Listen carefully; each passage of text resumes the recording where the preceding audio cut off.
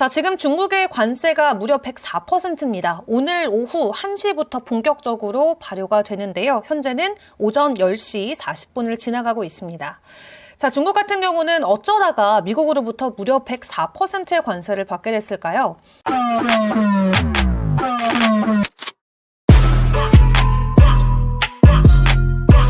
바로 체크해 보도록 하겠습니다.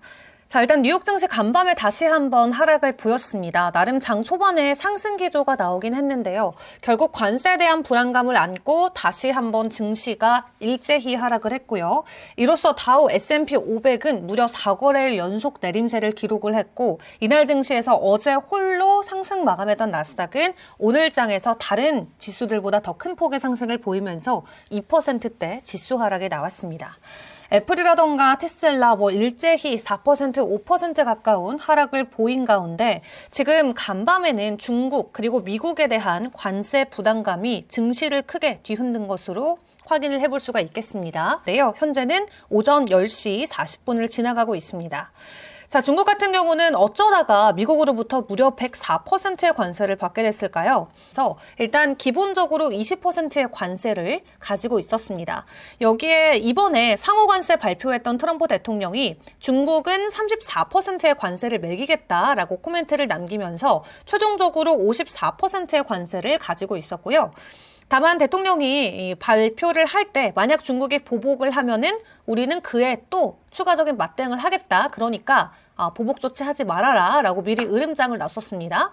근데 중국이 말을 안 들었죠. 그대로 말을 들을 리가 없죠. 그렇다 보니까 추가적으로 동일하게 34%의 관세를 우리도 미국에게 매기겠다라고 이야기를 하자 미국이 여기에다가 무려 50%라는 관세를 부과하겠다고 발표를 했습니다. 그럼 기존에 54%가 있었고 여기에 새로운 관세 50%가 추가가 되면서 결론적으로는 104%라는 이 관세가 매겨지게 된 건데요. 하지만 아무리 그래도 어떻게 104%를 매길까 시장에서는 약간의 좀 의구심이 있었던 것 같아요. 그래서 104%가 아니지 않을까? 취소되지 않을까? 이런 기대감으로 장 초반에 약간의 주가 상승이 나왔었다가 이 캐롤라인 레빗 백악관 대변인이 오늘 정례 브리핑에서 트럼프 대통령은 중국한테 104%의 관세 매기는 거 맞다. 관세 우리는 강행하겠다라고 이야기를 했습니다. 해당 발표 이후로 뉴욕 증시가 일제히 하락을 했고요. 이날 증시에서 비트코인도 3%대 가격 하락을 보이기도 했습니다. 지금 미국 대통령이 이렇게 본격적으로 새로운 이 정권을 잡고 나서 중국과 대화를 최장 기간 동안 안 한 지금 정부라고 하는데요. 트럼프 대통령 일기 때도 이렇게까지 중국과 담을 쌓지는 않았었는데 지금 이기 때는 더욱더 강력해진 관세 조치를 좀 내밀다 보니까 지금까지도 중국이랑 추가 대화를 하고 있지 않은 상황입니다. 중국이 굴복하지 않고 있는 상황인데 일단 중국 정부는 이 트럼프 강경 입장에도 불구하고 추가적인 관세 인상을 예고하면서 강대강 전쟁으로 번져가고 있고 시장은 이렇다 보니까 이런 무역 불확실성이라던가 소비자들의 투자 심리가 크게 위축되는 상황에 우려해서 앞으로 스태그플레이션이라던가 경기 침체 그리고 소비자 물가 지표가 만약 상승되는 수치가 나온다면 시장이 더 크게 흔들릴 수 있다라고 우려를 하고 있습니다.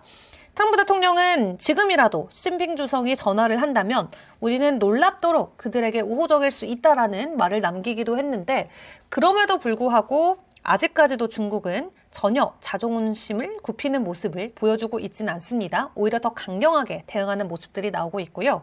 상황이 이렇다 보니까 간밤에도 비트코인이 좀 추가적인 하락이 나오면서 현재 75,000달러 선 정도를 지나가고 있습니다. 전일 대비 6%대 가격 하락을 보여주고 있는데 그럼에도 불구하고 업계 안에서는 비트코인 자체에 대한 긍정적인 코멘트들을 간밤에 내놓기도 했습니다.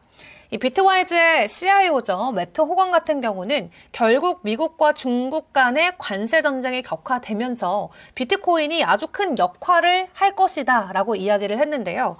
글로벌 시장이 요동치면서 지금 각국의 통화 가치가 엄청나게 흔들리고 있죠. 이런 상황에서 자국의 통화를 지키기 위해서 각 국가들이 치열하게 경쟁을 하는데 결론적으로 통화 전쟁의 승자는 비트코인이 될 것이다 라고 주장을 했습니다.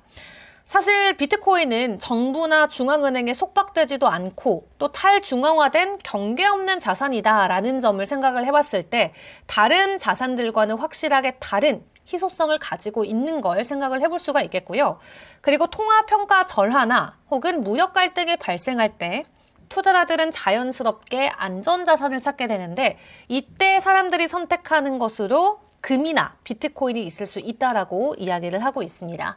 그리고 비트코인의 ETF와 관련해서도 긍정적인 상황이라고 하는데 비트와이즈의 비트코인 현물 ETF 승인 여부를 놓고 비트와이즈 자체도 지금 뭐 3억 달러 가까이 자산을 운용하는 주요 운용사이기 때문에 비트코인 ETF의 승인 여부가 확인이 된다면 기관 투자자들의 채택이 더욱더 증가될 수 있겠다라고 이야기를 하고 있고요. 뿐만 아니라 관세 전쟁 속에서 스테이블 코인에 대한 활동 증가량도 시장 안에서는 긍정적인 지표로 확인이 되고 있습니다. 일단 스테이블 코인 활동량이 급증하고 있는 상황인데 이 인투 더 블럭의 데이터를 확인을 해보시면 지금 스테이블 코인의 발행량이 2,300억 달러를 돌파한 게 확인이 되고 있죠. 일일 활성화 주소는 무려 30만 개에 달했다라고 하고요. 온체인 거래량이 720억 달러를 기록하고 있는 상황입니다.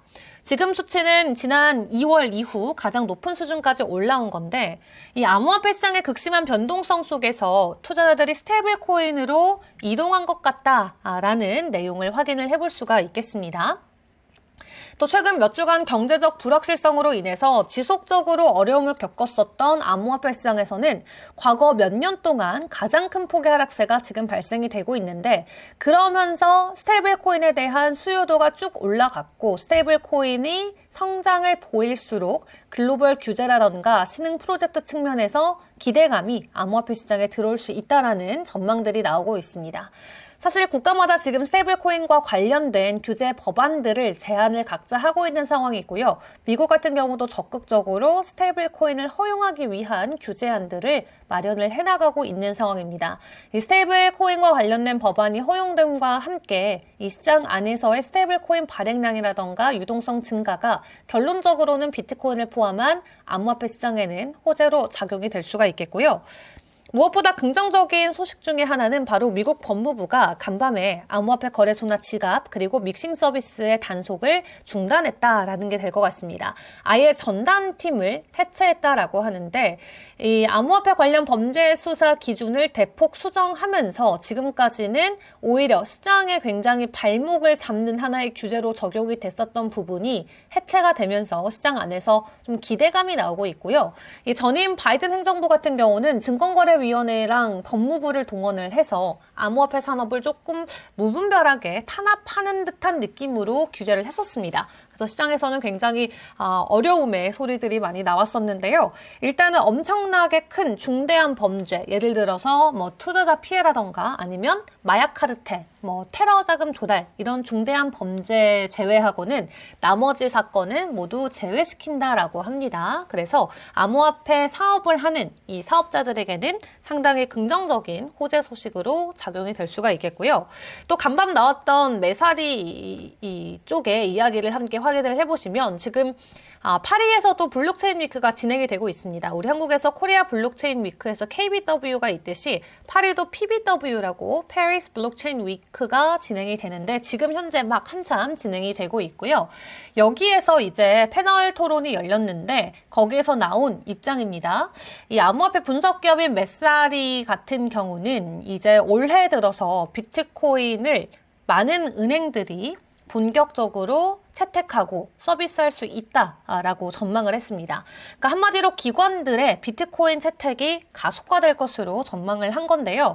지금 이제 2분기가 우리가 시작이 됐죠. 4월을 지나가고 있는데 2분기는 상대적으로 조용할 수 있지만 3분기랑 4분기에 암호화폐 시장에 정말 흥미로운 변화가 있을 것이다 라고 이야기를 하고 있습니다. 그러면서 암호화폐 채택 과정에서 단순히 특정 정치인이나 뭐 단체보다 광범위한 규제 동향이 더 중요하다라고 강조를 했는데 했는데 지금 SEC부터 해가지고 암호화폐와 관련된 여러 가지 규제 개선안들이 많이 나타나고 있는 상황이죠. 이런 규제 개선과 함께, 규제 명확성과 함께 미국에 있는 대형 은행들이 비트코인을 가지고 다양한 서비스를 진행할 것으로 전망이 되고 있습니다. 이 규제 명확성으로 인해서 은행들의 두려움이 해소가 됐고 일반 투자자들에게 더 가까이 다가갈 수 있는 서비스가 많이 나오게 된다면 당연히 개별 가격에 호재로 작용이 되면서 가격 상승이 나올 수가 있겠죠. 자, 여러 가지 규제안과 관련된 기대감들이 여전히 있습니다. 다만 지금 시장은 관세와 관련된 우려감으로 크게 흔들리고 있기 때문에 3분기와 4분기에 그 변화들을 우리가 좀 느껴볼 수 있을지 앞으로의 시장 상황도 저희와 함께 매일 체크를 해보시면 되겠고요. 그런 가운데 그레이스케일 리서치 총괄 같은 경우는 사실 관세 발표 이후에 비트코인의 성적이 그렇게 나쁜 것은 아니었다라고 주장을 하기도 했습니다. 왜냐하면 미국 증시 같은 경우는 더 큰 폭의 하락을 보였기 때문인데 사실 본인이 생각했을 때 이 그레이스케일 리서치 총괄인 잭 팬들이 본인이 생각했을 때는 비트코인이 나스닥보다 한 3배 정도의 변동성을 갖는 자산이라고 생각을 했대요. 그렇다면 나스닥이 지금 상호관세 발표 이후로 거진 15% 넘게 하락을 하고 있는데 같은 기간 동안 비트코인의 예상대로라면 45% 정도의 가격 하락을 보였어야 됩니다. 근데 현실은 비트코인은 단 8%의 하락만 보였고 나스닥이 무려 비트코인의 2배 가까이 되는 15%대 하락을 보였다라는 거죠. 이러한 수치만 놓고 보더라도 사실상 사람들이 비트코인에 대한 인식이 많이 바뀌고 있는 것이다 라고 이야기하면서 어느덧 안전자산 반열에 비트코인이 오르는 모습이다 라고 이야기를 했습니다. 지금 경기 침체에 대한 우려감이 정말 크게 시장에서도 부각이 되고 있는데 경기 침체에 대한 우려감이 연초에는 월가에서 한 20% 정도로 사람들이 이야기를 했었거든요. 근데 지금은 간밤 나왔었던 JP모건의 입장을 확인을 해보면 지금 시장에서 생각하는 경기 침체에 대한 우려감은 무려 60%까지 올라가 있는 상황입니다. 그렇기 때문에 이 스태그플레이션의 시대가 도래함과 함께 추가적인 가격 하락에 대한 우려감이 있을 수밖에 없지만 금이나 구리 그리고 비트코인과 같은 안전자산으로 사람들은 오히려 쏠릴 수가 있겠다라는 내용이 함께 공개가 됐습니다. 조금 더 긴 호흡으로 놓고 봤을 때 관세발 이슈만 잘 진정이 된다고 하면은 시장에서는 충분히 호재성 이슈로 비트코인의 가격 상승을 끌어올릴 수가 있겠죠. 앞으로의 상황들도 계속 지켜봐야겠습니다만 간밤 업계에서는 그럼에도 불구하고 비트코인의 가치를 긍정적으로 평가하는 내용들을 많이 보여주었습니다. 자, 그런 가운데 굳이 또 안 좋은 소식을 찾아보자면 이 마이클 세일러가 진행하고 있는 마이크로 스트래티지사가 비트코인을 매도할 수도 있다라는 가능성에 대한 내용이었습니다. 직접 판매하겠다, 직접 매도하겠다라고 이야기를 하진 않았지만 SEC에 제출한 서류 내용을 확인을 해보면 규제 요구나 금융 의무를 충족해야 되는 상황이 발생하게 된다면 비트코인의 매각이 불가피할 것이다 라는 내용들이 보도가 됐습니다. 스트래티지사는 서류를 통해서 이 비트코인 보유 자산의 시장 가치가 크게 하락하게 된다면 자사의 금융 의무를 이행하는 능력에 부정적인 영향을 미칠 수 있다라고 전했는데 지금 마이클 사일러의 스트래티지사 같은 경우는 회사채로 비트코인을 엄청나게 매집을 했었죠. 빚을 내서 비트코인을 매수를 했던 만큼 만약 회사가 어려움에 처한다면 비트코인을 팔아서 해당 부분에 대한 리스크를 해칭해야 된다라는 이야기가 되겠습니다. 물론 팔겠다고 이야기한 건 아니고요. 그럴 가능성이 있다라는 건데 시장에서는 지금 미국보다도 비트코인에 대한 물량을 많이 보유하고 있는 스트래티지사이기 때문에 더욱더 그 불안감이 커지는 것 같습니다. 그래서 이러한 부분이 간밤에는 약간의 부정적인 이슈로 우리가 생각을 해볼 수가 있겠습니다. 자, 지금 이런 상황에서 그렇다면 시장이 보내주고 있는 시그널들은 어떤 것들이 있을지도 점검을 해봐야겠습니다. 비트코인의 도미넌스는 어제와 마찬가지로 62% 이상을 웃돌고 있는 상황이고요. 파이어 스코어는 3.53%입니다. 지금 단기적으로 지난 1시간 동안 비트코인의 가격 하락이 나왔었던 종목이 80% 이상이고요. 그리고 앞으로 오를 수 있는 가능성을 보여주는 파이어 스코어 54%는 가격이 떨어질 것이다 라고 예측을 하고 있습니다. 그리고 단기적인 시그널인 RSI 시그널 같은 경우도 90%의 지금 숏에 대한 가능성이 나오고 있고요. 조금 장기적으로 볼 수 있는 파이어 시그널 같은 경우는 95%로 단기적인 측면보다 더 부정적입니다.